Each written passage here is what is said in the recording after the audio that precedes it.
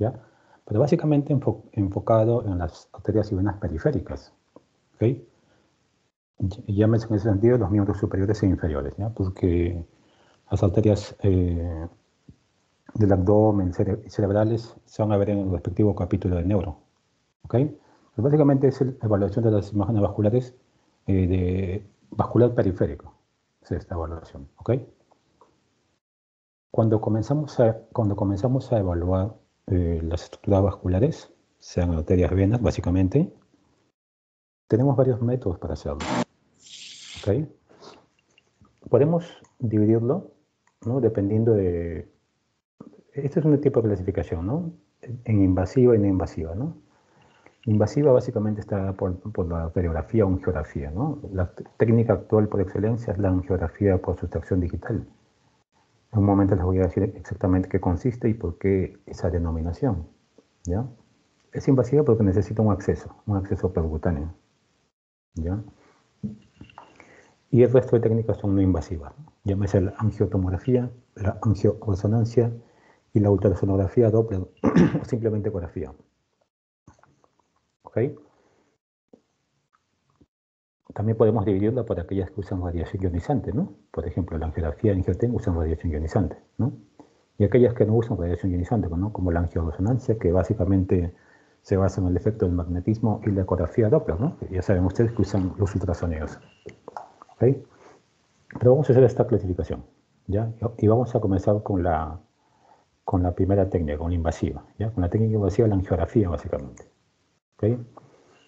La angiografía por sustracción digital es una técnica fluoroscópica. Ya vimos el capítulo de fluoroscopía, ya saben que es un estudio fluoroscópico, es aquel en el cual se ven las imágenes radiográficas en vivo o en directo en modo cine, ¿no?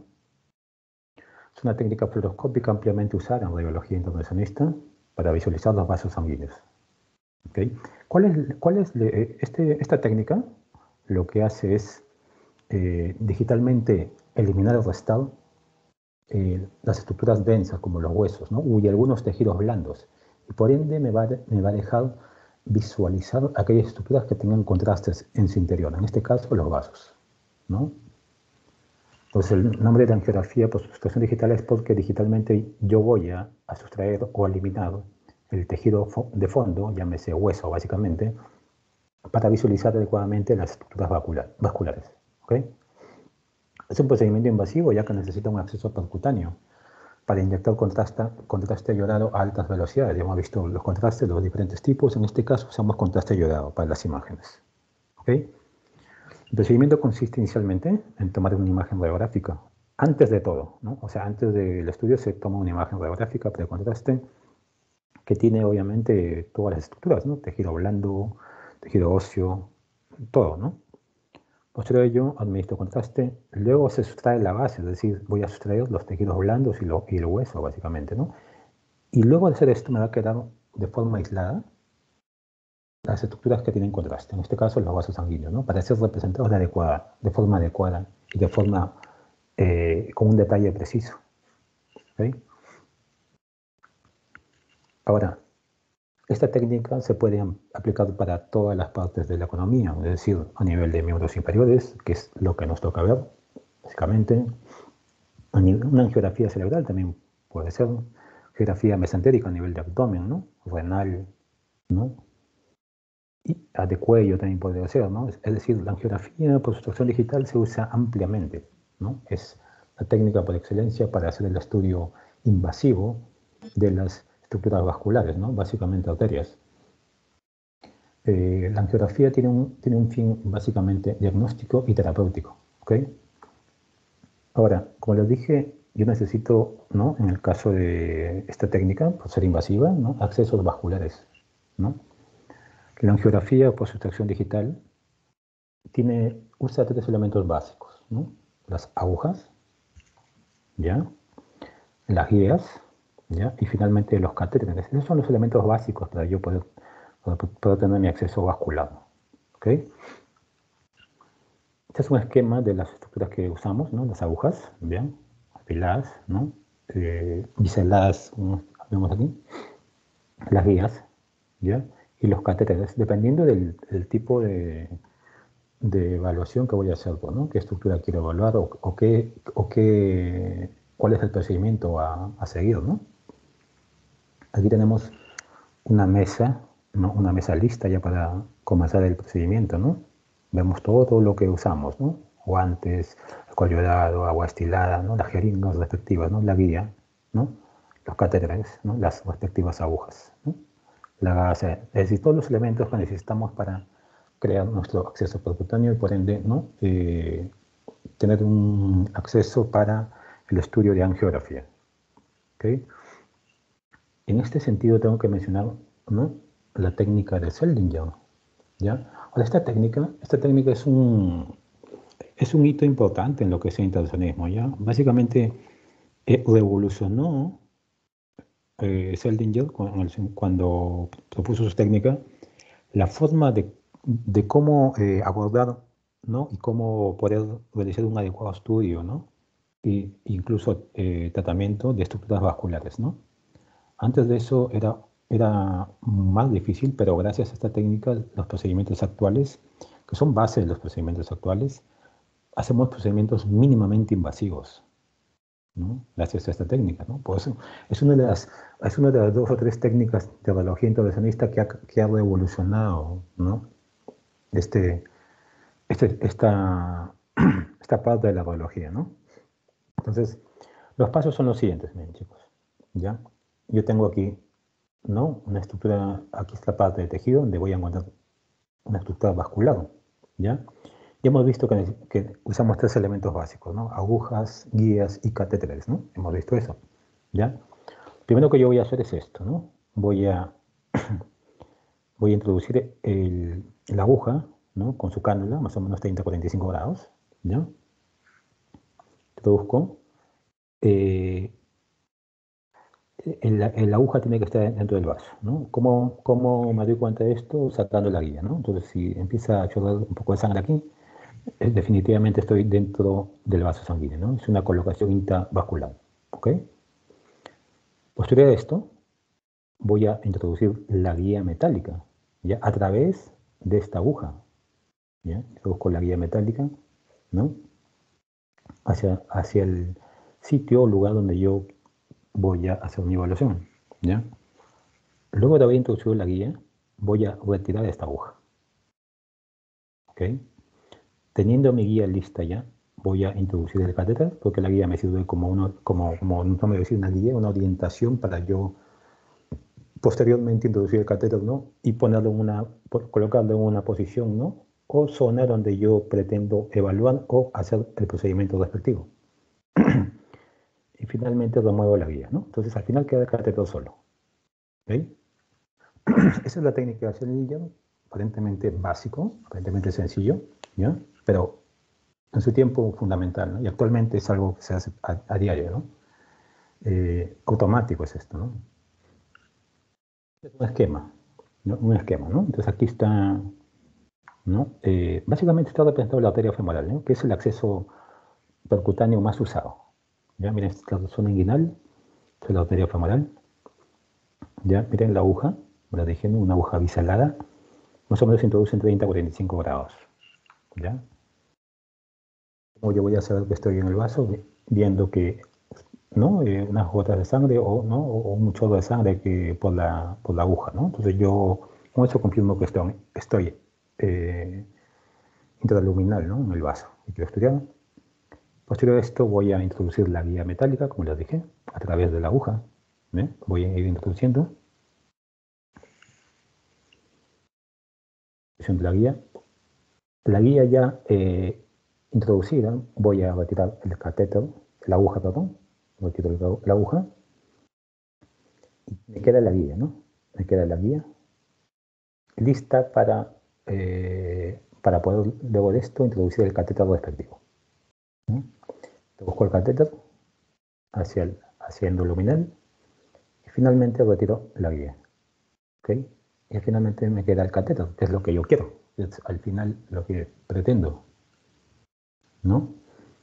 Que tener el catéter. Un esquema más o menos, ¿no? Aquí está la aguja, ¿no? Con la guía. Voy introduciendo la zona inguinal, ¿ya? saqué aquí para ver si estoy en el vaso. Estoy en el vaso porque está saliendo sangre de esta zona, ¿no? Introduzco la guía por la aguja. Vean cómo introduzco la guía. Sale sangre porque obviamente estoy en un vaso, es lo correcto. Posterior a ello saco la aguja, la guía sigue introduciéndose. Luego como les dije, ¿no? La guía, saco la aguja e introduzco el catéter, ¿no? Y finalmente tengo esto, ¿no? Al final lo que yo quiero es esto, tener el catéter dentro del vaso respectivo, ¿no? Este fue un abordaje femoral, que es, como les digo, el más usado, ¿no? Entonces, esa es la técnica del Seldinger, ¿no? Como les digo, una técnica que cambió, ¿no? Y que nos permite actualmente hacer procedimientos mínimamente invasivos, ¿no? Tanto diagnósticos como terapéuticos, ¿no? Ahora, esta técnica no solamente puede ser usado para un abordaje de estructuras vasculares, también puede ser no vasculares, ¿no? Como les dije, la evaluación o la radiografía, ¿no? Angiografía por sustracción digital, requiere un acceso percutáneo vascular, ¿no? Hay muchos accesos que pueden ser, ¿no? Puedo usar la arteria radial, la arteria humeral, la arteria axilar, subclavia, ¿no? En este caso, ¿no? La femoral, ¿no? Es una de las más usadas, ¿ya? Es un acceso bastante usado, ¿ya? Esta es la imagen fluoroscópica, ¿no? Estoy introduciendo estoy haciendo el procedimiento, ¿no? Y me permite aplicar contraste, pues, ¿no? Aquí ya vemos cómo se opacifican las estructuras vasculares de esa región, ¿no? Entonces, ese es el procedimiento en sí, ¿no? Para lo que es angiografía por sustracción digital, ¿no? Los elementos básicos que yo uso, el procedimiento en sí, la técnica de Seldinger, y posteriormente lo que voy a hacer, ¿no? Esta ya es una imagen por sustracción digital. Vean que básicamente se representan las estructuras vasculares en su mayor parte, ¿no? Es lo que se representan, ¿no? Y en mayor medida, ¿no? Ahora, como les dije, la angiografía por sustracción digital puede ser usada de manera diagnóstica y o terapéutica, pues, ¿no? En el momento que yo estoy haciendo el diagnóstico, puedo ahí mismo hacer el tratamiento, ¿no? En el caso de enfermedad arterial periférica, la angiografía por sustracción digital es el gold estándar para evaluar la estenosis, la oclusión y la presencia de colaterales, en el caso de enfermedad arterial periférica, ¿no? Que obviamente es una de las patologías arteriales más frecuentes que vemos en la práctica clínica diaria, ¿ya? Sobre todo en pacientes diabéticos, ¿no? Lo vemos a diario eso, ¿no? Podemos hacer también angioplastías con balón, ¿no? Es decir, introducir un balón en una zona de estenosis, ¿no? Inflar el balón y posteriormente permeabilizar esa zona, ¿no? También, ¿no? Colocación y reemplazo de stent, guías para cateterismo, ¿no? Eso también es importante, ¿no? Reparación de aneurismas, trombectomías, ¿no? Trombectomía, romper el trombo, ¿no? Es decir, podemos hacer una gran cantidad de procedimientos con esto, con la angiografía por sustracción digital, ¿no? Como ven, ahí no solamente para diagnósticos, sino también terapéuticos. ¿Okay? Hay múltiples procedimientos, estos son los más representativos, ¿ya? Como les digo, procedimientos también no vasculares, ¿no? Que también son extensos, que a un momento lo vimos cuando vimos la parte de radiología intervencionista. ¿Okay? Pero básicamente nos estamos enfocando en la parte vascular en esta ocasión. ¿Ya? Quiero que vean aquí unos ejemplos de la angiografía por sustracción digital. Vean, esta es la imagen de angiografía por sustracción digital. Si se dan cuenta, lo que se representa es los vasos, ¿no? Y el fondo es un fondo gris, ¿no? Es decir, aquí se ha sustraído el fondo, es decir, la parte ósea, la parte de tejidos blandos, y solamente estoy representando las estructuras que contienen contraste en su interior, es decir, los vasos, ¿no? Y esa es la angiografía por sustracción digital, ¿no? Esa es la técnica, ¿no? Por ejemplo, aquí tengo la arteria femoral superficial, ¿no? Vean aquí. Si ustedes siguen el calibre, acá hay una zona estenótica, acá hay una zona de estenosis en menor dimensión, ¿no? He diagnosticado una zona de estenosis y ahí mismo puedo hacer el diagnóstico, ¿no? En este caso con un stent, vean, luego del stent, cómo se ha, ¿no? Recuperado el volumen de esas zonas, ¿no? Se ha revertido la estenosis, ¿no? Para mejorar definitivamente el flujo de esta zona y por ende la calidad de vida del paciente, ¿no? Otra imagen, vean, este es el primero, miren cómo se opacifica la arteria aorta ilíaca común, cómo se pacifica en este lado izquierdo, la bifurcación con las dos arterias ilíacas, externa e interna. Pero miren este lado derecho. ¿Ven la común? No se ve, ¿no? Está, la arteria común derecha está estenosada, ¿no? Aparecen una gran cantidad de colaterales, ¿no? Es decir, cuando hay una estenosis de una arteria, aparecen colaterales con el fin de dar irrigación distal a la zona, ¿no? Entonces aquí vemos esto. Miren posterior a la colocación de un stent. Ven cómo he mejorado, ¿no? Esta zona que estaba estenótica y apenas visible. He podido mejorar la circulación, ¿no? Y si yo comparo el lumen izquierdo con el derecho, vean que hay una mejora significativa respecto, ¿no?, al estudio basal, ¿no?, antes de el procedimiento, antes de la colocación del stent. ¿Okay? Este es con una angioplastía percutánea transnominal, ¿no? Miren aquí, ¿no? Una arteria, en este caso, miren, aquí se ve la tibia, perdón, el fémur, la articulación rodilla, tibia, esta es la arteria femoral, ¿ya? La femoral superficial, ¿no?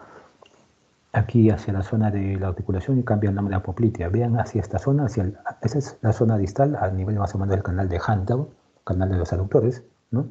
Veo una zona estenótica. ¿Ven ahí? Luego de la angioplastía percutánea, miren, ¿no? Definitivamente hubo una mejora significativa de esta zona de estenosis, ¿no?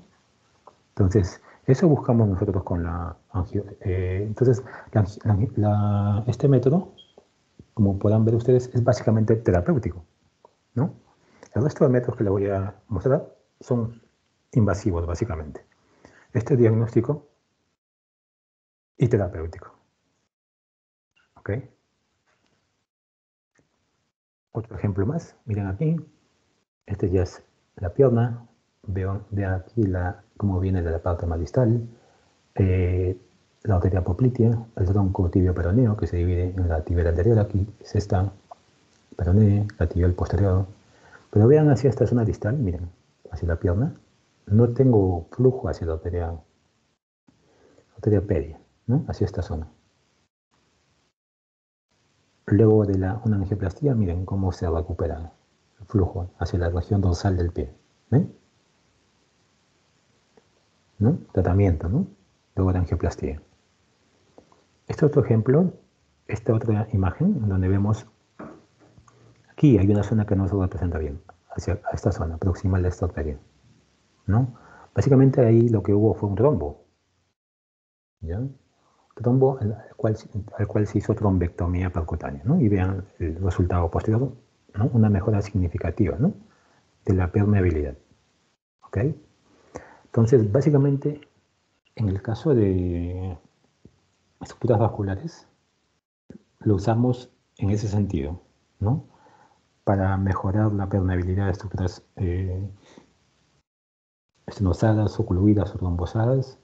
También lo podemos usar, como les dije ahí, como diagnóstico, ¿no?, para ver las colaterales en el caso de estenosis significativas, ¿no? Pero básicamente la utilidad terapéutica es la que se da más uso, ¿no? Porque, como vamos a ver ahora, tenemos otros métodos de estudio para evaluar, ¿no?, las arterias y venas. ¿Ok? Entonces, ahora vamos con la parte no invasiva, ¿ya? Mencioné tres, ¿no? La angiotomografía, la angioresonancia y la ultrasonografía Doppler, ¿no?, en este caso. Vean un aneurisma cómo se representan las diferentes imágenes, ¿no? Un angioten, una reso y la reso y en la ultrasonografía, ¿no? Como lo digo, en este caso nos vamos a enfocar en la parte de arterias y venas periféricas. ¿Okay? En el caso de tomografía como resonancia magnética,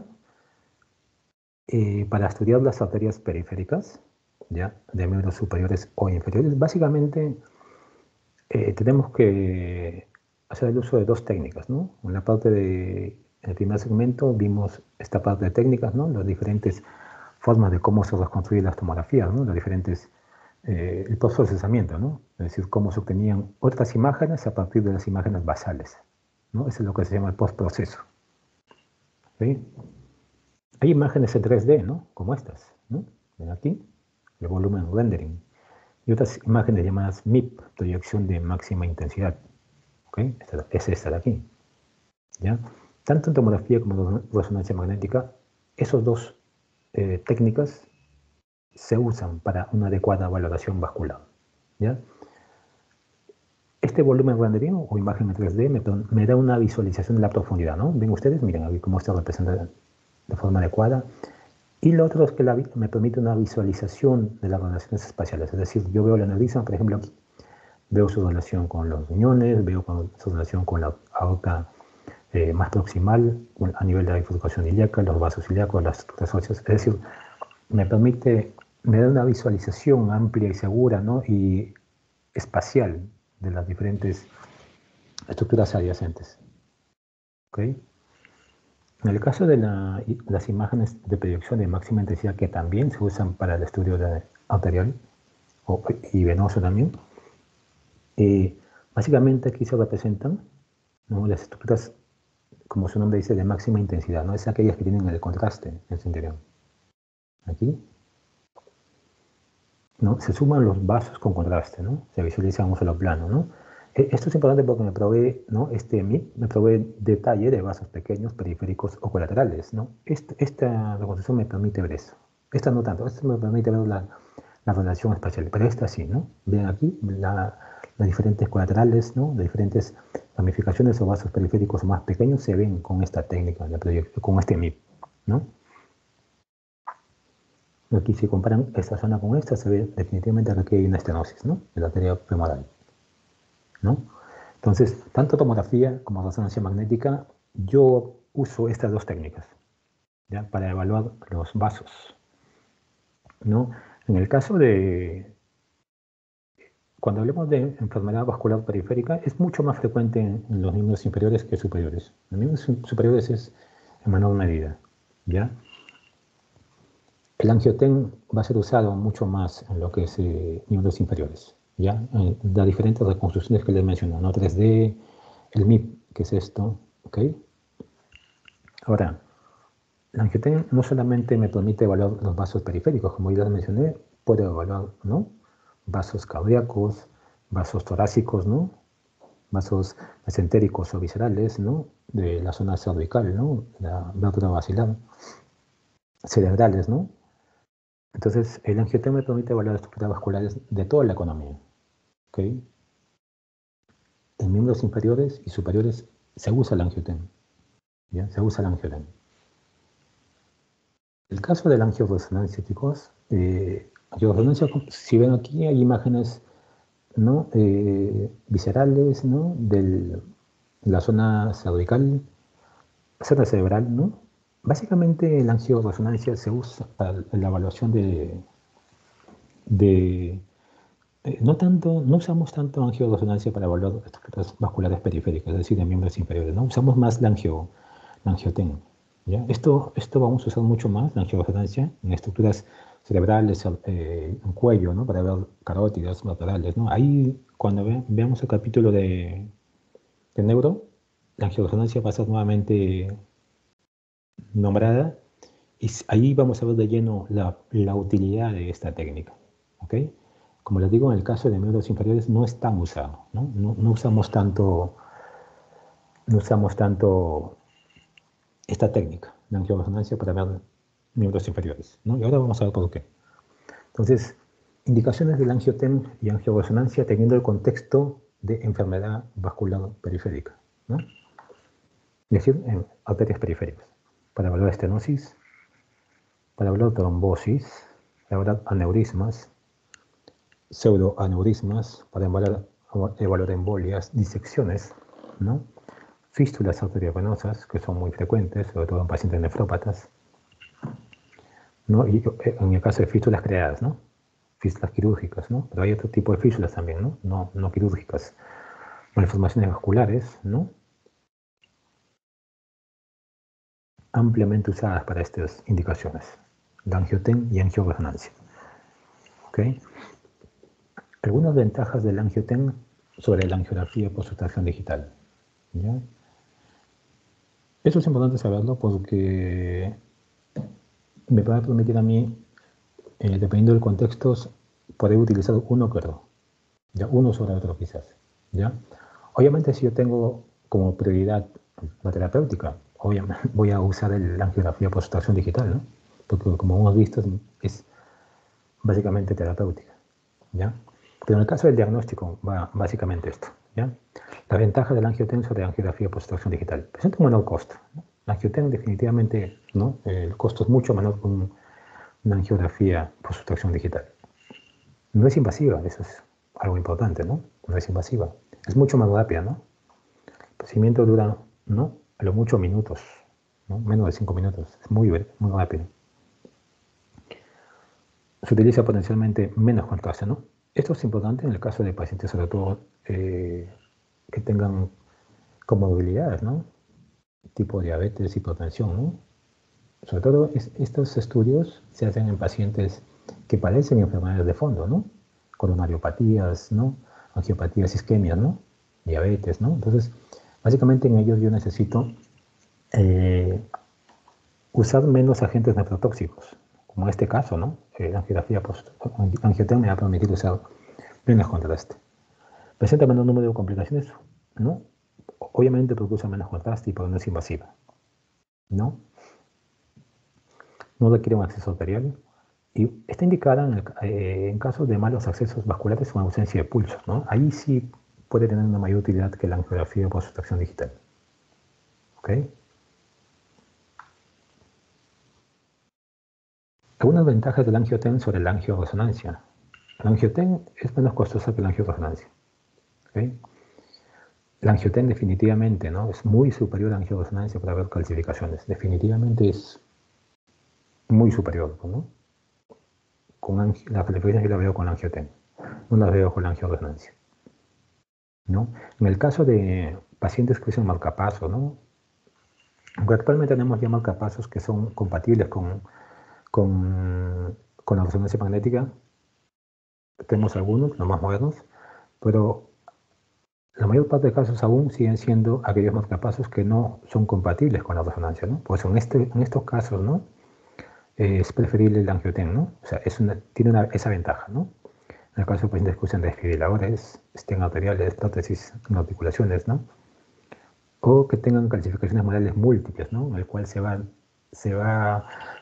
es un paciente que tiene múltiples calcificaciones en tandem, ¿no? Como se dice en fila india, es decir, múltiples en un vaso, difícilmente va a ser visualizado en la angioresonancia, ¿no? Entonces ahí el angioten va a ser superior, ¿ok? Esto es relativo, esto último, ¿ya? La mejor resolución espacial, ¿no? Debido a que el voxel es más pequeño en la angioresonancia que la angioresonancia. Eso sí, ¿no? Pero actualmente con las últimas técnicas de angioresonancia prácticamente se ha equiparado, ¿no? Antes se decía que sí, que el angioten, ¿no? Es muy superior en lo que es la visualización de imágenes, ¿no? Pero actualmente con los estudios de angioresonancia modernos, en donde vemos estudios volumétricos, ¿no? Prácticamente se ha superado esto último. Ventajas de la angioresonancia, ahora de la angioresonancia sobre el angioten, ¿no? ¿Qué ventajas, no? Esto es la principal ventaja, la falta de radiación del paciente, ¿no? Sobre todo esto con la mayor importancia en gestantes o embarazadas y niños. Ahí, ¿no? Ahí es importante, ¿no? Estas características, ¿no? La falta de radiación, ¿no? Recuerden que, si recuerdan sus clases las primeras clases, la radiación no se elimina, ¿no? Se acumula, es una radiación acumulativa, ¿no? Y por ende, si van a ser niños que van a ser sometidos a procedimientos para alguna condición patológica, es necesario, ¿no? Usar métodos que disminuyan la radiación, ¿no? En este caso, resonancia sería ideal en el caso de niños, ¿no? Y obviamente embarazadas con mucho más razón, pues, ¿no? Por el daño teratogénico que puede causar la radiación sobre el producto, ¿ok? En eso también es superior, ¿no?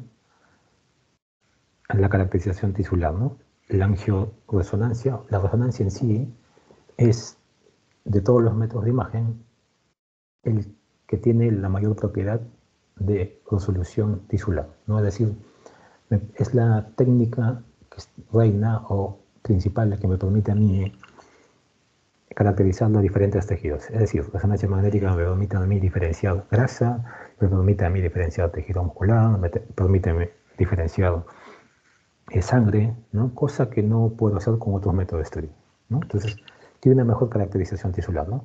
Y los flujos yo los puedo, ¿no?, abordar con la angioresonancia. Eso sí, los flujos, ¿no? Con la angioten no. El flujo sí con la angioresonancia, ¿no? Múltiples imágenes, ¿no? Entre el de angio, el cine, ¿no? Este cine, por ejemplo, es bastante útil en ciertas patologías, ¿ya? El cine contrastado de fase, ¿no? Todo lo que tenga que ver con flujo y velocidades, angioresonancia es muy útil, superior incluso a esto, que el angioten. El uso de gadolinio en lugar de contraste, este también, ¿no? Esto, recordemos que angioresonancia no usa contraste iodado, usa gadolinio, ¿no? Que en cierta manera es menos tóxico que el contraste iodado, ¿no? Es, como digo, en cierta manera porque hasta hay un rango de creatinina que hay que darse para usar también este gadolinio, ¿ok? Pero definitivamente es mucho más seguro, ¿no?, usar gadolinio que contrastes iodados, ¿ya? Sobre todo en pacientes, como les digo, que tienen comorbilidades, ¿no?, de fondo, ¿no?, que afectan al riñón, ¿no?, como diabéticos o pacientes nefrópatas, ¿ok? Lo vemos aquí, ¿no? Dos imágenes, ¿no? Una imagen en 3D, ¿no?, el volumen rendering que les mencioné, y una imagen aquí, ¿no?, la imagen mapeada, ¿no? Si yo comparo aquí esta arteria, ¿no?, de ilíaca, derecha, izquierda, miren aquí, la femoral. Y aquí hay una zona de estenosis, ¿no? Y se ve claramente con esta técnica. Se ve incluso mucho más claro aquí en el MIP, ¿no? Porque el MIP me representa las estructuras que tienen contraste en su interior, ¿no?, las más densas. Y como los vasos tienen contraste en su interior, se va a ver mucho más claro, ¿no? Ven aquí, y hay una ausencia o representación de este segmento compatible con estenosis de esta región, de la femoral. ¿Ok? Un diagnóstico adecuado me da esto, ¿no? En este es un volumen rendering, otro volumen rendering en el cual hay en las zonas popliteas, en ambas zonas, regiones popliteas, hay dos aneurismas popliteos, ¿no? Y si vemos aquí, si comparamos esta zona, ¿no?, la aorta ilíaca, femoral, ¿no?, popliteas, las arterias de la pierna, vemos aquí que no hay una representación, ¿no? Esta ausencia de representación me traduce a mí una enfermedad oclusiva infrapoplitea, ¿no? Es decir, todas las estructuras infrapoplitas, llámese tronco tibio peroneo, tibio posterior, no se representan porque están estenosadas, ¿no? Hay una importante enfermedad veno-oclusiva, ¿ok? Entonces, si se dan cuenta, estos son imágenes de angioten, básicamente lo usamos para el diagnóstico, ¿ok? Ya hemos visto cuándo es superior, cuándo es mejor hacer angioten que angioresonancia, ¿no? ¿Qué condiciones se dan mejor para cada una de estas? ¿Está bien? Y finalmente el último método de estudio, que es también importante, ¿no?, y el más amplio también, es el Doppler, ¿ya? La ecografía Doppler. Ya tenemos varias modalidades, ya hemos visto ya cuando vimos la parte de bases físicas de ecografía, los diferentes tipos de la ecografía Doppler, el duplex color, el power Doppler o angiodoppler, el triplex espectral, ¿no?, como se le dice así. Miren esta imagen de aquí. Estamos representando aquí dos riñones, ¿no? Miren aquí. Esta imagen, el riñón, ¿no? El duplex color básicamente es una combinación, ¿no?, del modo B. El modo B es esto es el modo B, ¿no?, lo que se ve en una escala de grises, ¿no?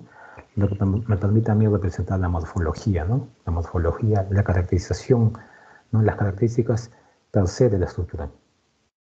Es decir, tamaño, forma, ¿no?, volumen, ancho, todo esto, ¿no? Entonces, el duplex color involucra este modo B, más el duplex color, ¿no? Ven aquí hay un flujo de coloración azulada y roja, ¿ya?, lo cual me traduce, esos colores me determinan la dirección del flujo, ¿ya?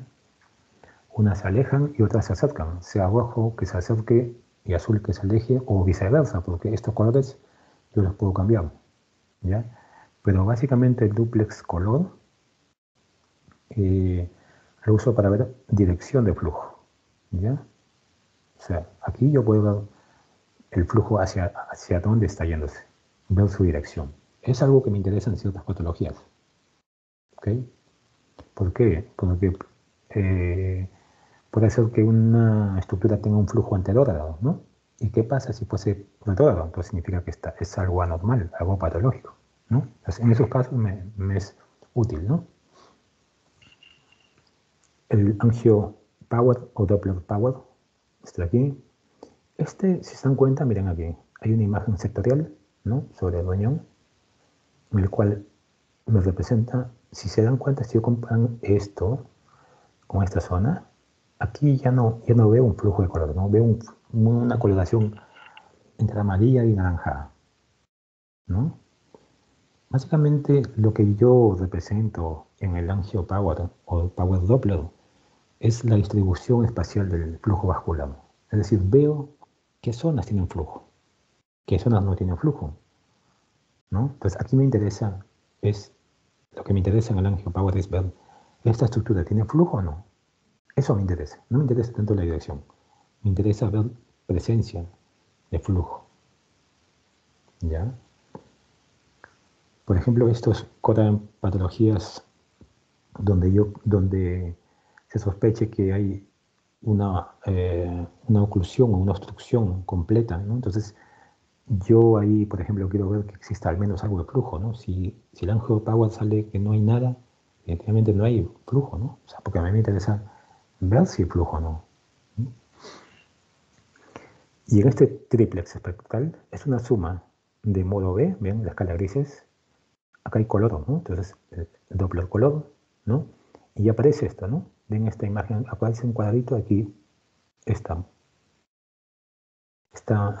barra oblicua con una muestra aquí en el medio, que va a ser colocada en el tercio medio de este vaso, siguiendo la orientación del vaso, ¿no? Que me permite a mí detectar esto, ¿no? Los gráficos, los patrones de flujo en sístole y diástole, lo cual me da a mí velocidad. Determina dirección y velocidad, ¿ya? Entonces, en el triplex se agrega esto, ¿no? El Doppler espectral. ¿Para qué? Para graficar el patrón de flujo que voy a ver yo. El patrón de flujo varía, ¿no? Dependiendo si es una vena o una arteria. Y también varía dependiendo, ¿no? De la patología, ¿no? No es lo mismo un paciente que tenga una diabetes avanzada, ¿no? Vasos ateroscleróticos, una enfermedad severa, que un paciente joven, ¿no? Que sin patología, ¿no? Obviamente la curva, este patrón de flujo representado va a ser diferente, ¿ok? Y la dirección, velocidad va a ser muy diferente. Entonces este triplex no espectral me permite evaluar eso, ¿ok? Entonces estas son las tres modalidades en la cual vamos a hacer uso nosotros para evaluar las diferentes estructuras vasculares, ¿ok?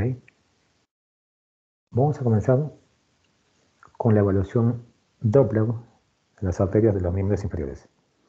Ahora, en miembros inferiores básicamente, si hablamos de enfermedad vascular, arterial y venosa, en el caso arterial, el 98-99% serán en las miembros inferiores, ¿no? Casi 1-2% en superiores, ¿no? Definitivamente la patología de miembros inferiores, con lo que respecta a arterias, es muy superior, ¿no? Es patología diaria, ¿no? Vemos a diario este tipo de patologías, sobre todo representado en pacientes diabéticos, ¿no? Los pacientes llegan a la emergencia, ¿no? Con la gran cantidad de casos que tenemos, no solamente en el hospital, sino en los diferentes hospitales, clínicas y diferentes centros de atención. ¿Cuándo está indicado hacer un Doppler arterial? ¿No? Vamos a ver primero la evaluación de las arterias, ¿ya? Esta es la principal indicación, chicos. Miren, la enfermedad arterial isquémica. Enfermedad arterial isquémica, sobre todo, obviamente periférica, porque estamos hablando de vasos periféricos, ¿no? Esa es la indicación fundamental, ¿no? Es muy común, ¿no? Es muy común esta patología. Es de las más comunes que hay en la medicina. También me sirve para ver masas vasculares, ¿no? Como tumores, ¿no? Pero alguien puede decir el tumor, claro, el tumor puede estar vascularizado, ¿no? Puede ser que tenga una gran cantidad de señal de flujo, ¿no? Aneurismas también, ¿no? Para evaluar lesiones iatrogénicas, ¿no? Como los pseudoaneurismas, ¿no? Es una lesión iatrogénica el pseudoaneurisma.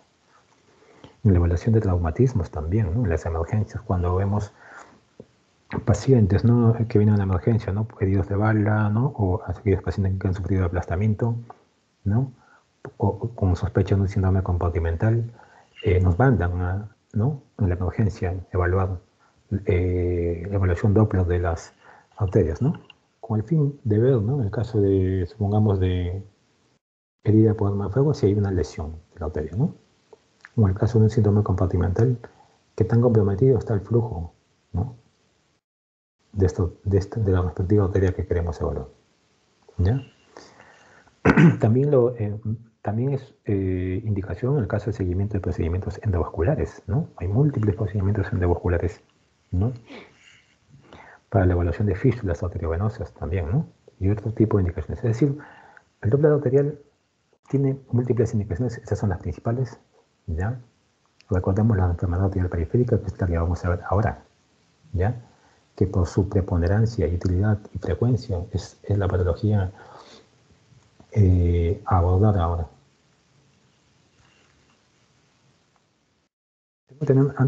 Antes de yo comenzar a ver lo que es la evaluación Doppler arterial, tengo que tener unas consideraciones técnicas, ¿no? El equipo, ¿no? Ya más o menos vimos en la clase, ¿no? De ecografía, ¿no? El equipo que uso, ¿no? Los traductores ya vimos cómo son, ¿no?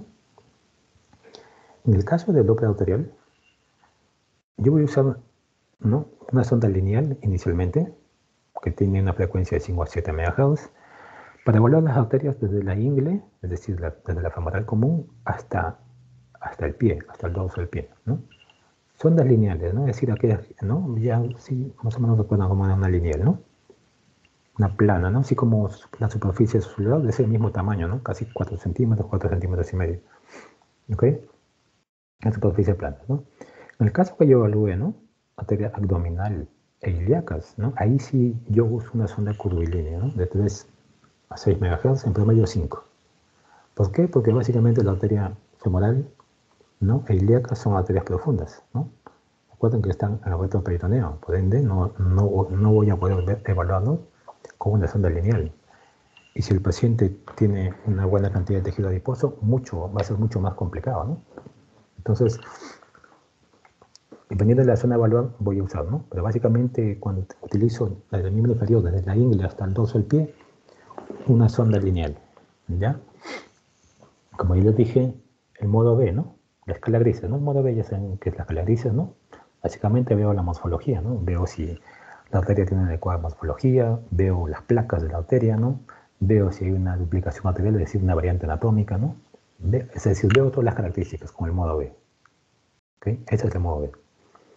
Con el Doppler color, les dije ya, me permite, yo quiero ver ahí, este es Doppler color y este es el angiodoppler, ¿no? El angiopower, lo que les dije, ¿no? El Doppler color lo que yo quiero ver es dirección, ¿no? Y el angiopower quiero ver presencia de flujo, ¿no? ¿Hay flujo o no hay flujo? Eso quiero ver en el angio, ¿ok? Y el Doppler espectral para medir la velocidad picosistólica, que como verán más adelante, medir la velocidad picosistólica va a ser útil para yo cuantificar y poder hacer una gradación de la severidad de la enfermedad arterial periférica, es decir, de la enfermedad de la oclusión, o de la estenosis en este caso, ¿no? La técnica, chicos, miren la técnica. El paciente va a estar en decúbito supino, es decir, mirando el techo. Miren el miembro inferior, va a estar rotado hacia afuera, es decir, rotación externa. La rodilla discretamente flexionada, miren aquí, ¿no? Aquí yo voy a evaluar de forma adecuada, ¿no? Las femorales, superficial y profunda, la poplitea, que está hacia esta zona, ¿no? Las tibiales también, ¿no? Para la poplitea, cuando yo quiera evaluar la poplitea, le pediré que flexione un poco más para poder representar mejor esta región de la fosa, de la región posterior de la rodilla, ¿no? Es decir, la fosa poplitea, para tener una mejor visualización de la zona, ¿ya? Para el caso de la tibial anterior, que está mucho más anterior y lateral, es decir, más lateralizado aquí, yo le pido al paciente que rote la pierna un poco hacia medial, solamente para ver la tibial anterior. Está un poco más hacia esta zona. ¿Ok? Pero básicamente esa es la posición en la cual yo evalúo, yo voy a realizar mi Doppler arterial. ¿Ok? Y yo sigo una técnica, una serie de procedimientos, una serie de pasos para realizar este estudio, ¿no? Por ejemplo, aquí, ¿no? En el muslo voy a evaluar, ¿no? Las femorales, ¿no? Sobre todo la femoral superficial, miren, desde la zona del ingle, un poco por debajo, evalúo en su zona proximal, zona media, zona distal, cerca al canal de Hunter, ¿no? Donde va a pasar posteriormente hacia la poplitea. ¿Ven? Miren, la poplitea ha flexionado un poco más la rodilla para poder tener un mejor abordaje de esta arteria. Miren, la tibial anterior, como lo dije, ¿no? Ya no está tan rotado. Hay una rotación medial del pie, porque la arteria poplitea está hacia la región anterolateral de la pierna. Entonces voy a tener una mejor visualización, ¿no? Aquí estoy viendo la tibial posterior, ¿no? Detrás del malleolo medial. ¿Ok? Entonces, esa es la técnica que yo voy a utilizar, ¿no? Para evaluar, para realizar mi Doppler arterial, ¿no? El paciente es chava, ¿no? Recuerden eso, porque el Doppler venoso va a ser un poco diferente. ¿Ok? Antes de yo comenzar a evaluar lo que es las arterias, tengo que ver cuántos tipos de flujo hay, los diferentes tipos de flujo, ¿ya? Las venas tienen un flujo continuo, ¿ya? La mayoría de ellas. Algunas, como las suprahepáticas, tienen flujos pulsátiles, ¿no? Las arterias tienen un flujo pulsátil, ¿ya? Y van a haber dos tipos de arteria, ¿ya? Aquellas que tengan alta resistencia y aquellas que tengan baja resistencia. Por lógica, ¿no?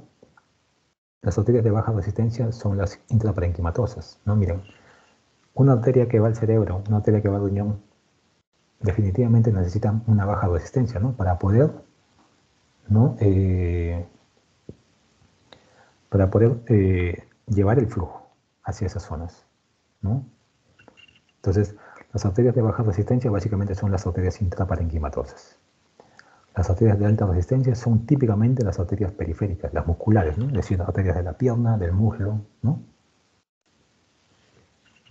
Entonces, pregunta de examen, ¿no? Arterias de baja resistencia, intraparenquimatosas. Arterias de alta resistencia, arterias musculares, ¿no? Periféricas. ¿Está bien? Ahora, ¿por qué se llama de alta resistencia? Bueno, que son muy pulsátiles y esto sobre todo, ¿no? Porque la diástole en las arterias de alta resistencia va a ser invertida. Se va a invertir, ¿ok? Mientras que la de baja resistencia es poco pulsátil y su diástole es positiva. Le voy a enseñar una imagen para que se las quede. Aquí. Miren este órgano visceral, el riñón, y aquí está la arteria femoral común, ¿ya? Un órgano parenquimatoso, una arteria parenquimatosa y una arteria muscular. Miren, si ustedes comparan, esta es la parte inicial, la parte sistólica, y luego de la sístole viene la diástole. Esta es la línea de base. Siempre nosotros valoramos todo en función de la línea de base. Esta es la línea de base, aquí aparece el pico sistólico y aquí está la diástole. ¿Ven? Es una diástole que está encima de la línea basal. Por ende, es una diástole positiva, ¿no?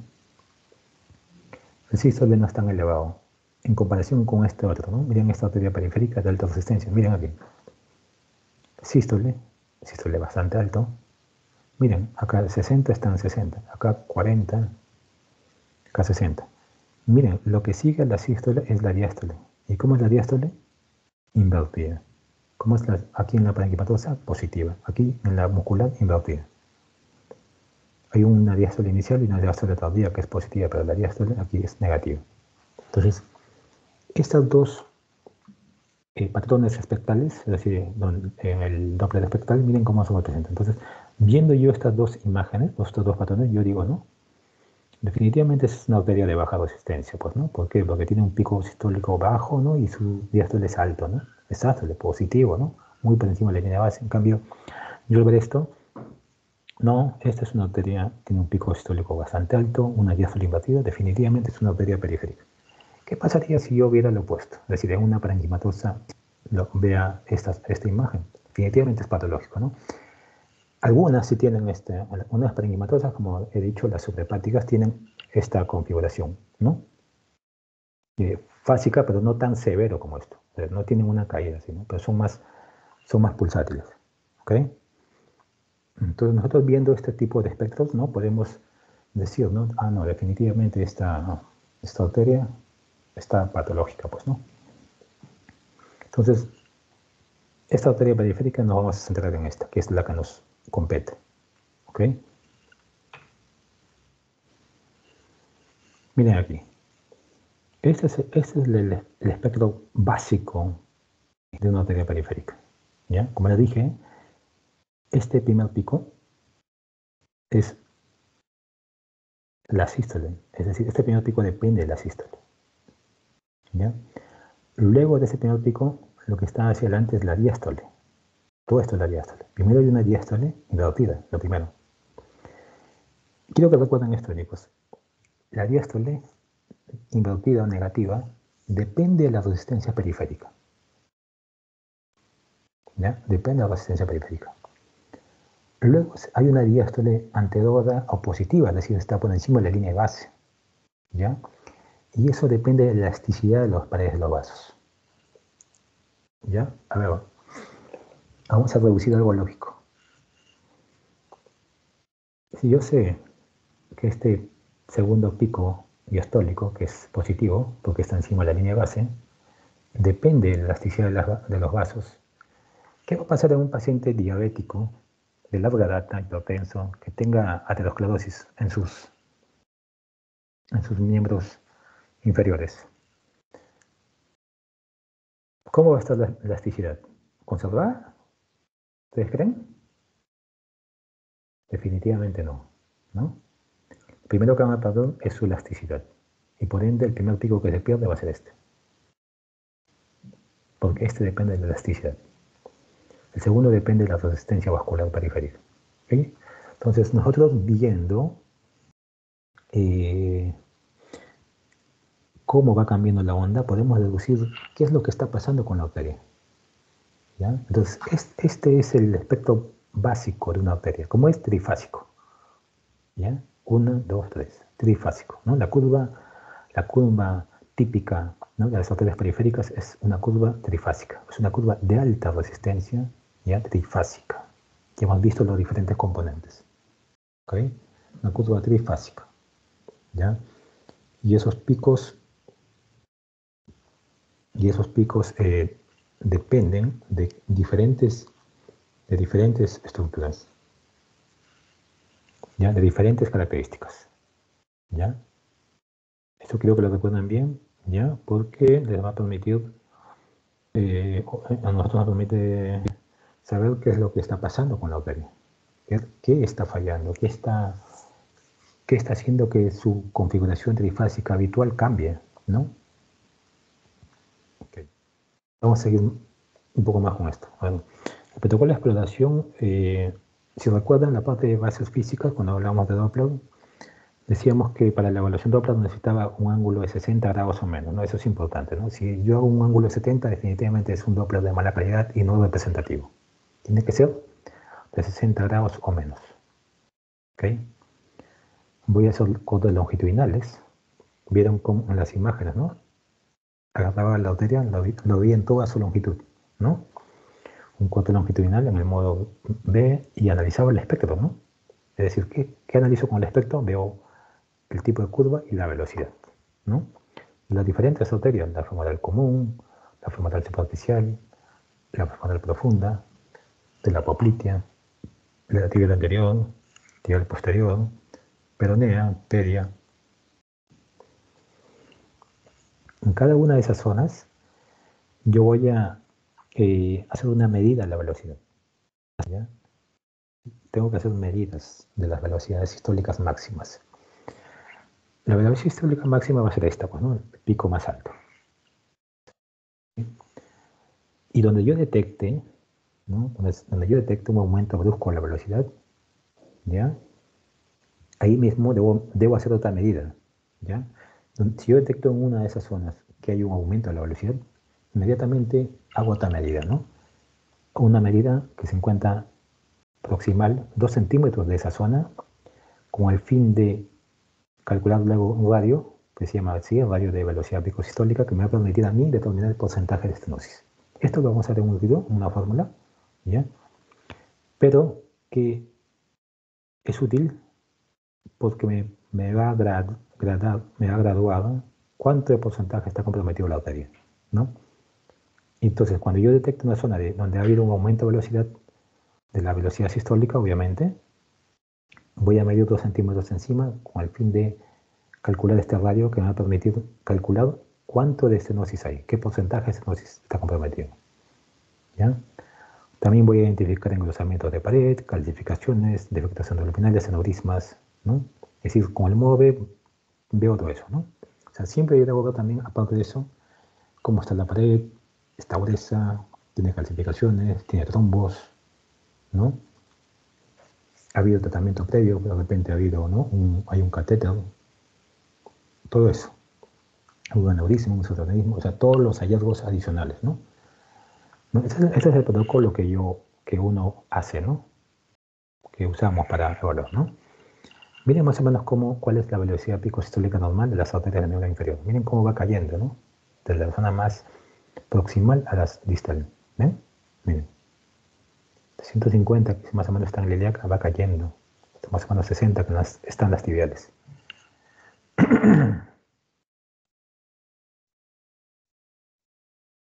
Entonces ya hemos visto cómo es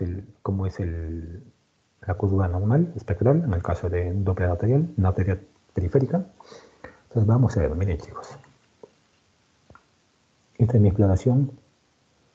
Esta es la zona del muslo. Yo voy a evaluar la arteria femoral. La femoral superficial es la más importante en esta zona. ¿Ya? Miren aquí.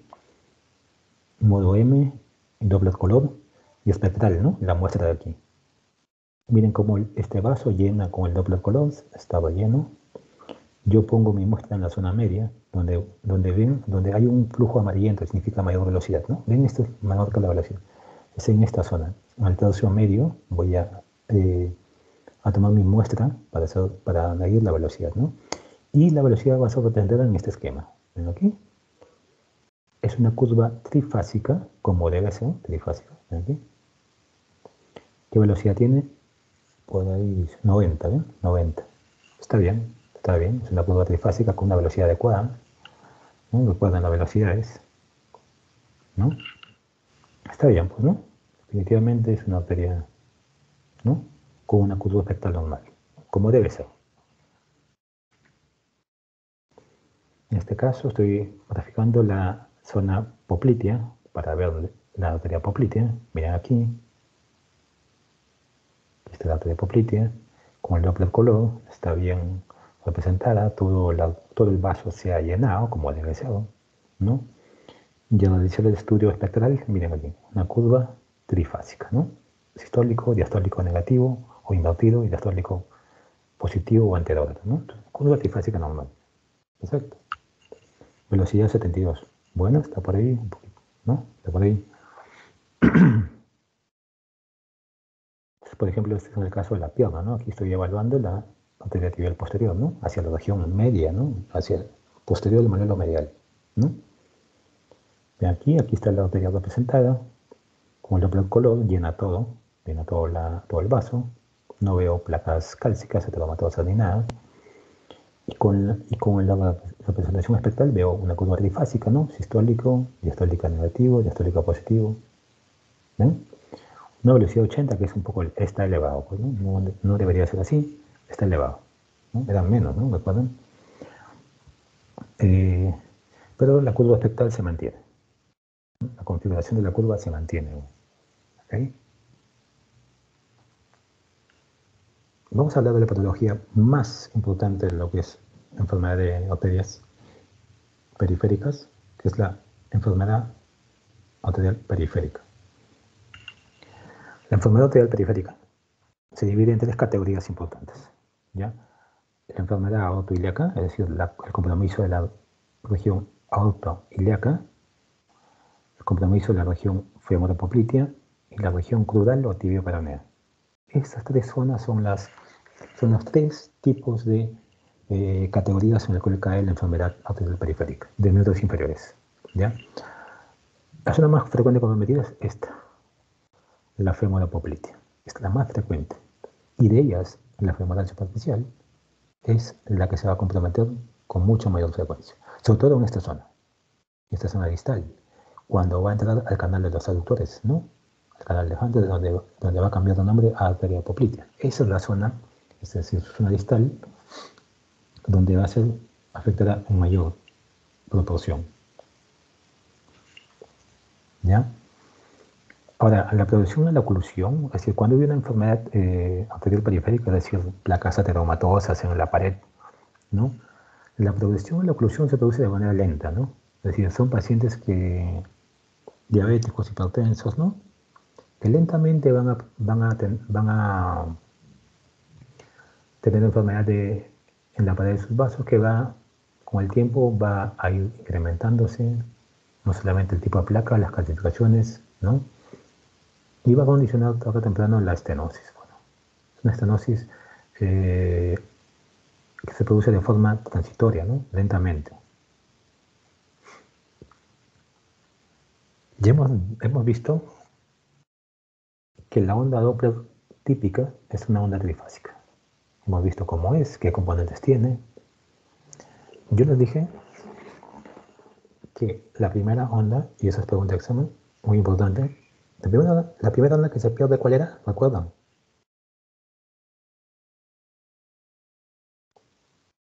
Hay dos ondas, ¿no? Diastólicas. La retrógrada o negativa y la anterógrada o positiva. La primera que se pierde, ¿ya? Les dije que era la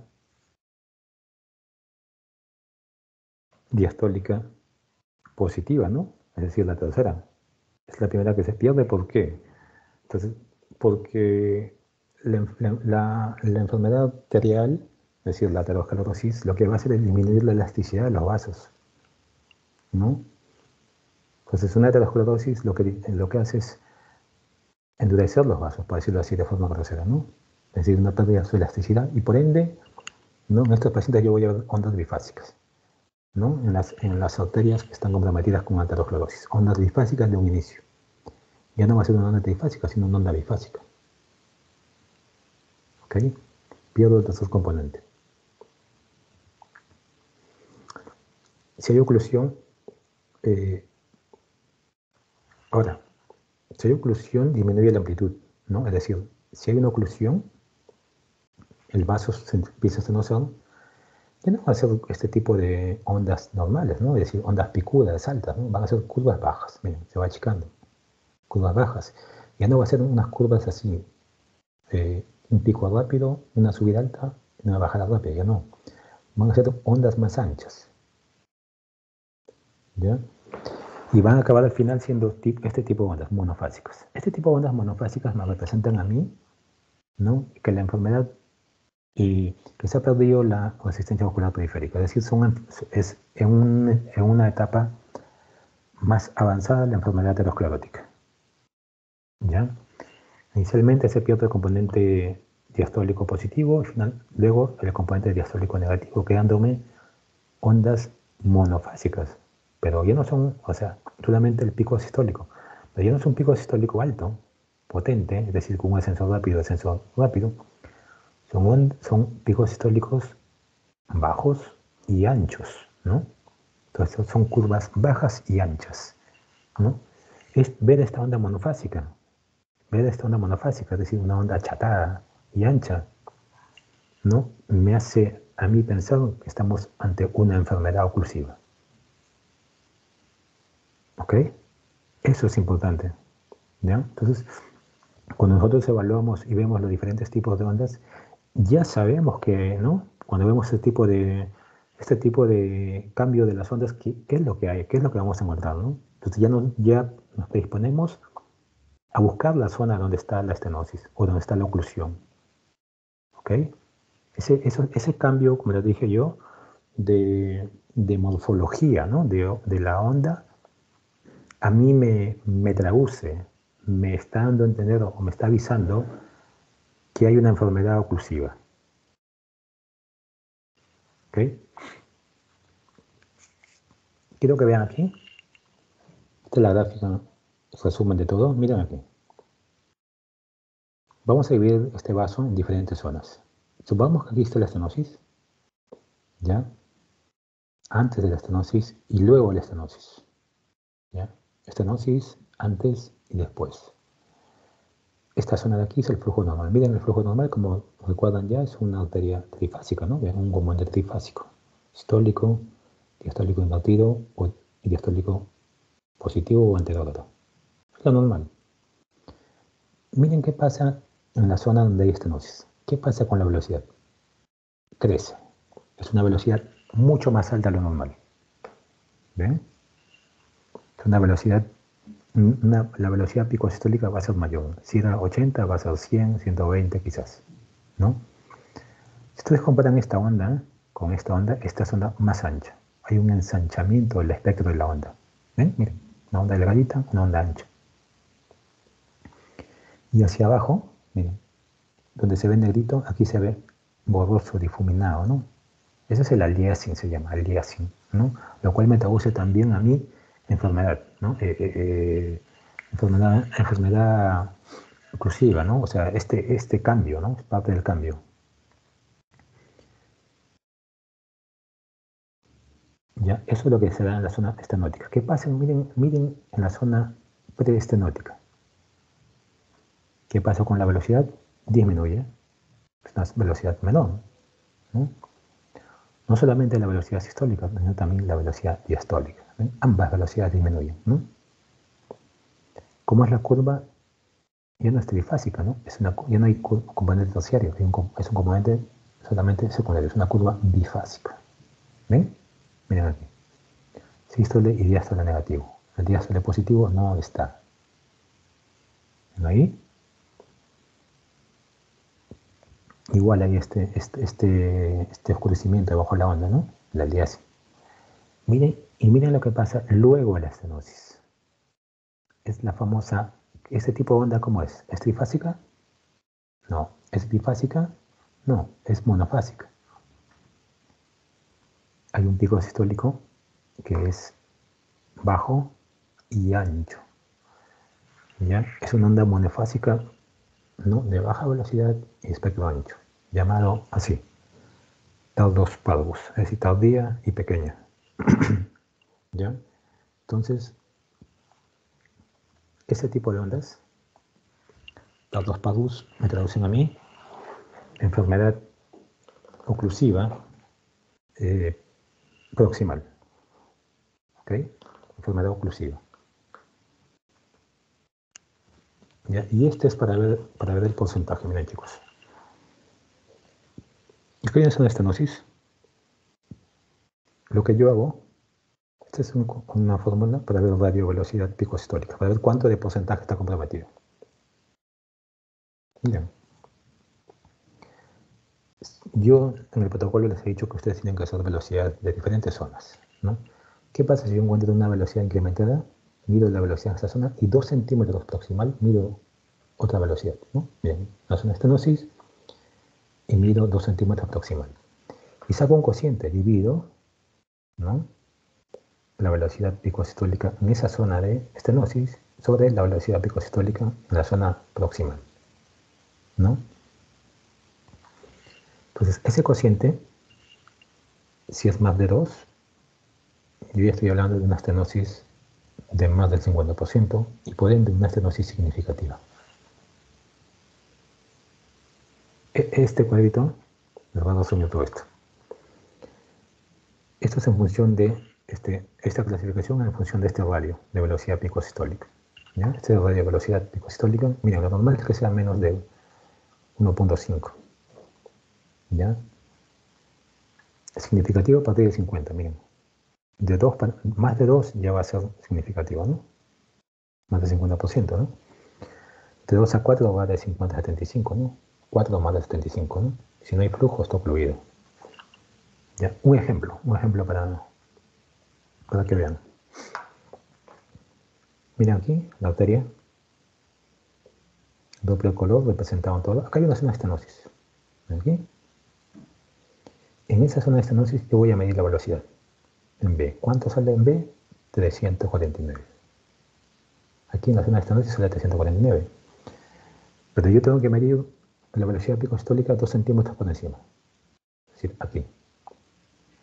Donde está la arteria en mejores condiciones, ¿no? Entonces mido y obtengo una velocidad. ¿Cuánto sale? 69. Entonces yo hago un cociente, ¿no? Recuerden el cociente, ¿no? Divido la velocidad picosistólica de esta sobre esta. Entonces divido B sobre A. B sobre A sale 5. ¿Recuerdan? 4 es más del 75%. 5 es 80%. Por ende, este paciente tiene una enfermedad arterial periférica hemodinámicamente significativa, es decir, de más del 80%. ¿Está bien? Entonces, así hacemos la evaluación de lo que es la enfermedad arterial periférica. ¿Ya? Entonces, vemos ese porcentaje para sacar un porcentaje. Siempre damos un porcentaje de estenosis aproximado, ¿no? O decimos si es significativo o no. Es importante para el manejo. ¿Okay? Entonces, hasta aquí fue lo que es la evaluación arterial. Vamos a ver la evaluación venosa. ¿Ya? Vamos a ver la evaluación venosa de los miembros inferiores. Básicamente, miembros inferiores, como les he dicho yo, los superiores se afectan en menor medida. ¿Ya? Cuando indicamos Doppler venoso, básicamente dos patologías resaltan por su importancia en el Doppler venoso, ¿no? La trombosis venosa, sobre todo la profunda, que es un punto importante. El diagnóstico de trombosis venosa profunda es fundamental por el riesgo de tromboembolismo pulmonar, que es una emergencia. ¿Ya? La insuficiencia venosa crónica es otra patología que vemos a diario, muy frecuente. ¿Ya? Las venas varicosas derivan de la insuficiencia venosa crónica. ¿Ya? Pero básicamente estas dos primeras. ¿Ya? La trombosis venosa, sobre todo profunda, y la insuficiencia venosa crónica. Esto es patología del día al día, chicos, del día a día. ¿Ya? Es patología que vemos a diario. Al igual que vemos la enfermedad arterial periférica a diario, los pacientes que llegan a la emergencia, los pacientes ambulatorios, esta enfermedad insuficiencia venosa crónica es patología diaria, se ven, ¿ya? La trombosis venosa profunda sobre todo se ve en pacientes en emergencia, ¿no? O pacientes que han sido sometidos a algún procedimiento, ¿no? Que los predisponga a padecer de trombosis, ¿no? O que estén con un tratamiento o medicación que predisponga esto. Antes de eso tengo que ver la anatomía. Acá hay un punto importante para poder nosotros diferenciar las venas. Lo primero que tengo que ver es la anatomía del sistema venoso. ¿Ya?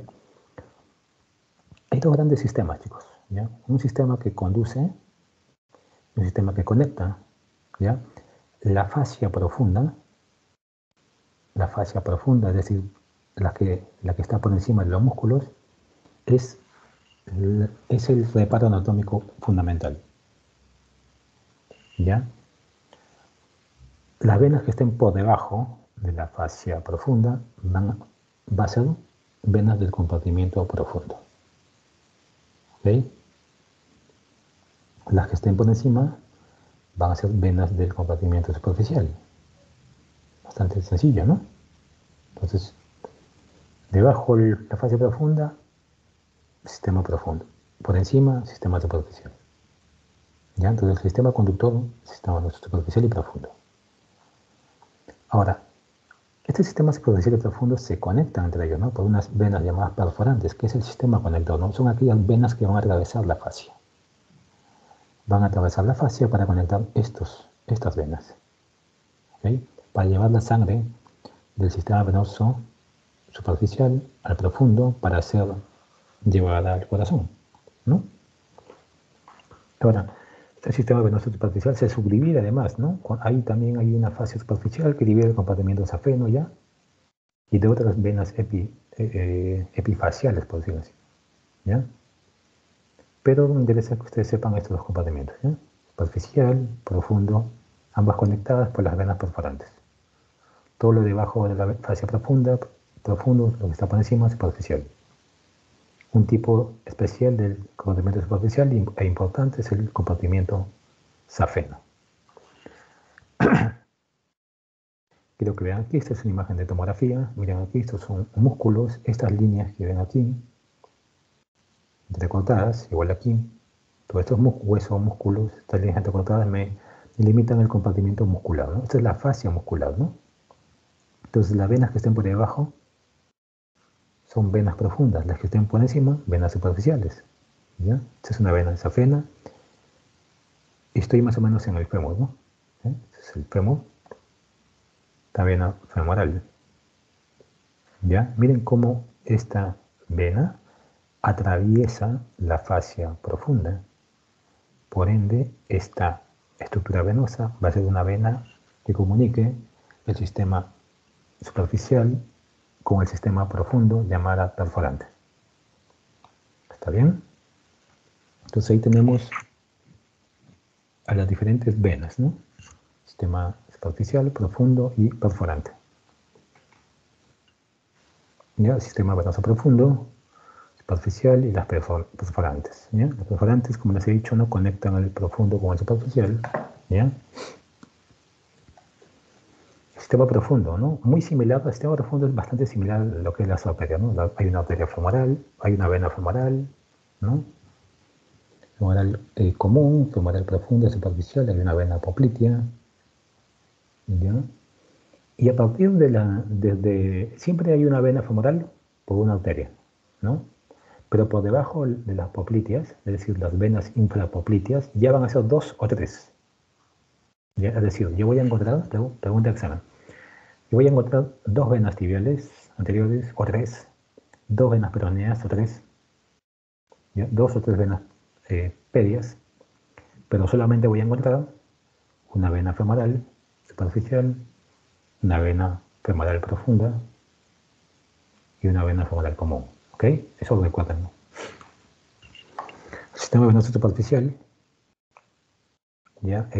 2 grandes venas fundamentales, la vena safeno mayor y menor, ¿ya? El sistema perforantes. Este es un esquema, chicos, miren, del sistema venoso profundo, ¿no? Desde abajo, ustedes saben que se origina la vena desde abajo para llegar a la zona, a la vena cava inferior y que llegue a la aurícula derecha, ¿no? Miren, desde la parte más caudal, miren aquí cómo es doble, como yo les dije, ¿no? Debajo, infrapopliteos, ¿no? Las venas infrapopliteas son dobles o triples, ¿no? Miren aquí, en este caso representaron doble vena tibial anterior, doble vena tibial posterior, peronea doble, ¿no? Confluyen y forman la vena poplitea, que pasa el canal de aductores y se llama vena femoral, ¿no?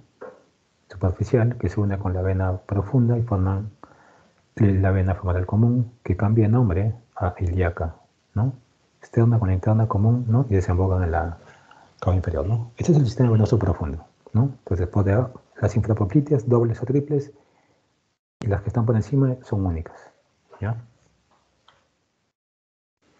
El sistema venoso superficial, dado básicamente por la safena mayor o magna o interna, y la otra es la safena menor, parva o externa, como quieran llamar, ¿no? Diferentes denominaciones, ¿ya? Ese es el trayecto de la safena mayor, ¿no? El cual yo voy a evaluar, ¿no? Miren, desde la zona de la ingle hasta la región medial del pie, ¿ven? Hacia esta zona. todo este trayecto sigue la safena. Todo este trayecto yo lo evalúo. Safena mayor. Y este es el trayecto de la safena menor, ¿no? Hacia la región posterior de la pierna. ¿Eh? Colindante al manilón lateral. ¿Ya? Al igual como veíamos en el caso de las arterias, las venas tienen unas características que tienen que cumplirse, o nosotros tenemos que verlas, para decir que es una vena normal. ¿Ya? Ya saben que el modo B es para evaluar las diferentes características morfológicas de las estructuras, ¿no?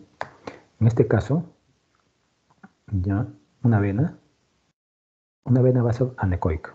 Su contenido es negro, totalmente negro, ¿no? Anecoico. Sus paredes son finas, lisas. Son paredes finas y lisas. ¿Ya? Cuando yo el traductor presiona un poco, se va totalmente colapsado. Se colapsan. Hay una compresibilidad completa. Cuando yo aplico el Doppler color, tienen que llenarse todo. O sea, todo el vaso tiene que llenarse. No una parte, todo se debe llenar, ¿no?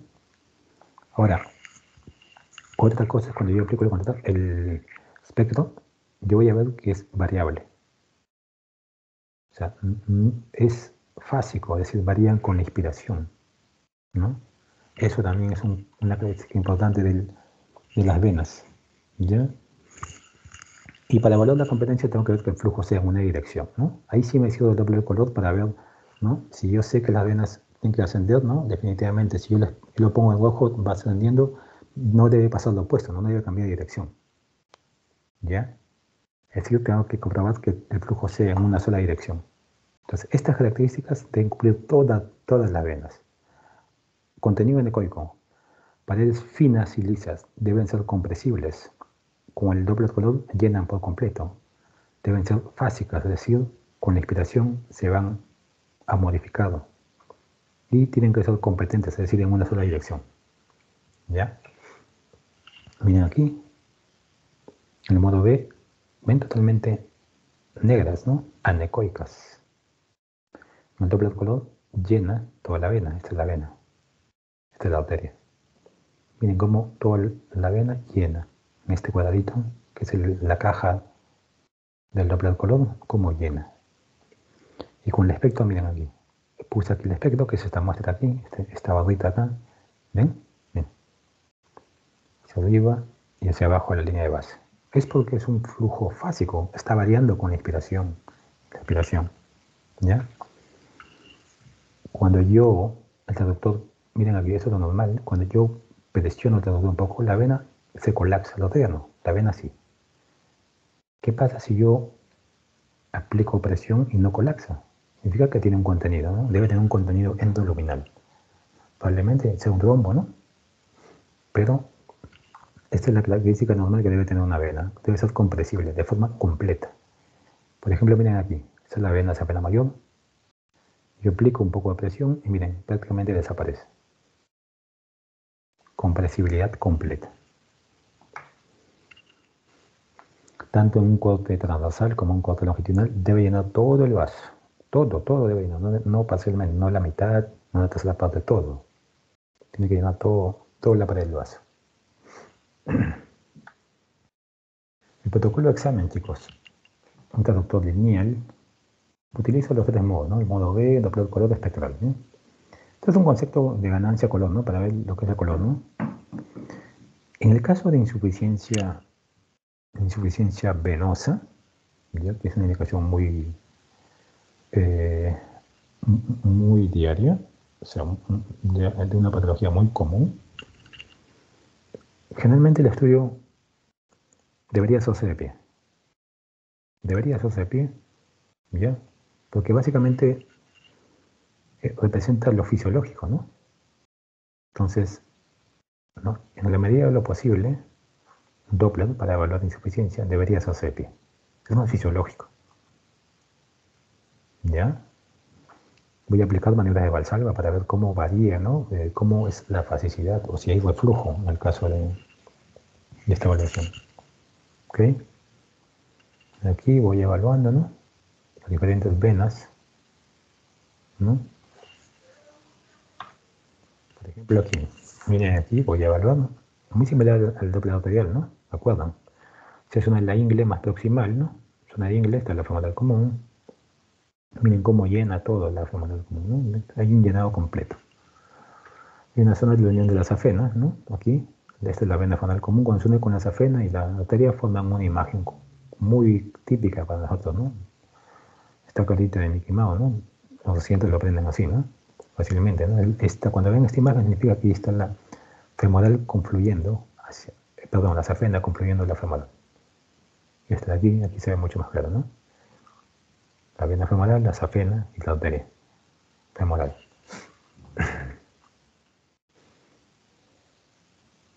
Este es un poquito más por debajo de la ingle, ¿no? Donde aquí está la femoral común y ahí están ambas venas femorales, ¿no? Superficial y profunda. Ven cómo hay un llenado completo, ¿no? La arteria está en una situación mucho más profunda. En la región poplitea, miren aquí, toda la vena, ven anecoico, paredes finas, lisas, ¿no? Llenado completo. Una vena totalmente normal. Y ya estoy en infrapopliteos, los infrapopliteos estoy viendo, ¿no? En este caso hay dos, ¿no? ¿Ven? La arteria y sus dos venas tibiales posteriores, ¿no? Ven, hay un llenado completo. ¿Ok? Entonces, de esa manera es como evaluamos nosotros, ¿no? En el caso de insuficiencia venosa, como les dije, lo más fisiológico es que sea el paciente estando de pie, ¿no? En el caso de trombosis, como es una emergencia, sí, generalmente lo hacemos echado, el paciente en camilla, pues, ¿no? Porque las trombosis son básicamente emergencias, ¿no? Y el paciente viene más o menos descompensado, ¿ya? Entonces vamos a ver la trombosis venosa, ¿ya? La ecografía Doppler venosa es considerada como método de elección para el diagnóstico de trombosis venosa profunda, ¿no? Si alguien le pregunta cuál es el gol estándar para la trombosis venosa profunda, la ecografía Doppler es el gol estándar. La sensibilidad en el caso de venas suprapatellares, es decir, de aquellas como las femorales, las ilíacas, es de un 97%, vean que es altísimo, ¿no? Y esta decae en el caso de las venas infrapopléteas, ¿no? La sensibilidad es mucho menor.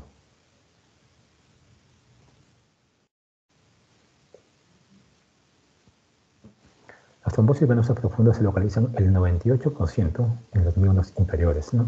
Y es mucho, mucho, mucho menor en los miembros superiores, ¿no? La clínica es bastante característica, ¿no? Cuando vienen los pacientes a la emergencia, ¿no? Si ustedes comparan, miren este miembro con este miembro está edematoso, está aumentado el volumen, la piel es brillante, está tensa, ¿no? La piel brillante, mayor voluminoso, puede estar de una coloración rojiza, ¿no? O puede tener dolor en la pantorrilla, ¿no? Si en el caso de ser trombosis de venas femorales, ¿no? Aquí igual acá es una pierna, perdón, tumefacta, brillante, eritematosa. Características clínicas de una trombosis venosa. Bueno, ya hemos visto cómo son las características normales de una vena, hemos visto cómo deben ser. ¿Qué va a pasar en la trombosis venosa profunda? ¿Qué voy a encontrar? Miren aquí. Yo dije que la vena se comprimía. En este caso, la vena no va a ser compresible. ¿Por qué? Porque tiene un contenido endoluminal. El diámetro de la vena va a estar grande si es un trombo agudo y va a estar disminuido de tamaño si es un trombo crónico. ¿Ya? Hay una pérdida del flujo fásico en Valsalva. Es decir, yo cuando hago una inspiración profunda, yo veo una fasicidad, lo que les dije, ¿no? En este caso se pierde esa fasicidad. Si yo aplico el Doppler con Doppler, no voy a ver un llenado completo, como les dije que debería darse, ¿no? Y puede haber un aumento del flujo en las venas superficiales. Miren aquí. Esta es la arteria y esta es la vena. Yo estoy colocando aquí la caja del Doppler color y no hay una representación acá. ¿Ven? ¿Por qué no se llena? Porque tiene un contenido, ¿no? Endoluminal, en este caso un trombo, ¿no? Si ustedes lo comparan, la vena con esta arteria que está aquí está mucho más grande, ¿no? Si bien la vena es generalmente un poquito más grande que la arteria, no es tanto. ¿Se han visto las demás imágenes? ¿Se recuerdan las demás imágenes? Miren, la vena es un poco mayor, ¿no? Miren. O sea, esta vena de aquí, con esta arteria, puede ser un poco mayor, incluso del mismo tamaño, pero en este caso, chicos, miren. Miren, la vena es enorme, está muy aumentada de tamaño, y la arteria que está a su lado está demasiado pequeña comparado con la vena. El trombo, mientras más agudo sea, más hipocogénico va a ser, ¿no? Mientras más crónico sea, más hiperecogénico o heterogéneo va a ser, ¿no? Eso a mí me data la cronicidad, ¿no? Me dice a mí, ¿no? ¿Cuánto tiempo tiene este trombo, no? Un trombo agudo es homogéneo, el trombo crónico es heterogéneo, ¿no? En un trombo agudo el calibre está aumentado, ¿no? En un trombo crónico está reducido. Miren aquí, otra imagen, ¿no? Una vena femoral común, está grande, aquí está la arteria. Aplico el Doppler y en la vena no tiene señal de flujo. No es como la arteria que sí tiene, esto no tiene, porque hay un contenido, que es un contenido, incluso parecía que no te dice nada, ¿no? Es un trombo agudo, pues, ¿no? Está aumentado de tamaño, con un contenido hipoecoico, ¿no? Sin señal de flujo Doppler. Es un trombo agudo, pues, definitivamente. Acá hay una arteria, una vena con un poco de trombo en su pared, pero aquí esta vena, miren, tiene un trombo que no es agudo porque tiene un contenido heterogéneo, ¿no? Si lo veo en longitudinal, tiene un contenido, ¿no? Un contenido grande, ¿no? Un contenido que ocupa todo el lumen de esta vena. Igual aquí este es un trombo la femoral común, ¿no? Todo este trombo hipoecoico que está, no es una vena aumentada de calibre, ¿no? Si aplico el Doppler, no hay nada de señal de Doppler color en su interior, ¿no? Entonces, para resumir, chicos, ¿ya? Lo normal de una vena es que sea anecoica, ¿ya? De paredes finas, bien definidas, que comprima totalmente, ¿ya? Que tenga Doppler color y que sea fásico, ¿ya? En el caso de una trombosis, ¿ya? En el caso de ser agudo, va a ser una vena dilatada o prominente. En el caso de ser crónico, va a ser una vena más pequeña y heterogénea. No va a comprimir ni en el agudo ni en el crónico. No comprime. En el caso del Doppler color tampoco va a haber. No va a haber en el agudo. Y en el caso del ser completo, pues, ¿no? En el crónico tampoco. Y el flujo ya va a tratar la fasicidad. Va a ser un flujo ausente. ¿Ok, chicos? Eso sería todo. ¿Alguna pregunta, chicos? A ver.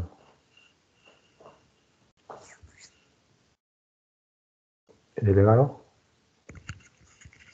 Sí, doctor, al parecer creo que no hay ninguna pregunta. ¿La lista la bajaste? Sí, la voy a bajar justamente ahora, doctor. Siempre se toma sin analizar un ratito. Ahí lo voy a bajar. A ver, chicos. Ya la tengo, doctor. Ya tengo la lista de asistencia. Listo. Se la envías al doctor Amar, ¿no? Sí, sí, doctor. No se preocupe.